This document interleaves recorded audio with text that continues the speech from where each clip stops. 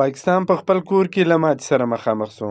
نن د چمپیونز ټرافي لومړۍ لوبه د پاکستان او نیوزیلینډ ترمنځ ترسره شوه چې نیوزیلینډ پاکستان ته په خپل کور کې په 80 منډو ماته ورکړه.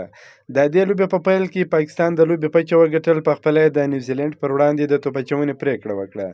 نیوزیلینډ په ټاکل شویو 50 اورونو کې د 5 لوبغاړو په سوځېدو سره 321 منډې هدف وټاکه. د نیوزیلینډ لپاره ټام لیتم 118 ناسوځېدلې منډې جوړې کړې، ویلینګ 107 منډې جوړې کړې او ګلین فلپس بیا 160 منډې جوړې کړې.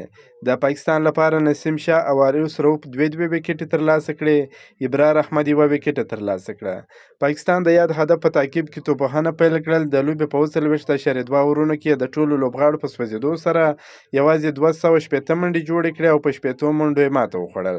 د پاکستان لپاره خوشدل شاه تر ټولو ډېرې 90 منډې جوړې کړې، بابر اعظم 40 او سلمان علي اغا 42 منډې جوړې کړې. د نیوزیلینډ لپاره ویل اورورکي 3 وکټې ترلاسه کړې، میچل سنټنر هم 3 وکټې ترلاسه کړې، میچ هنري 2 وکټې ترلاسه کړې.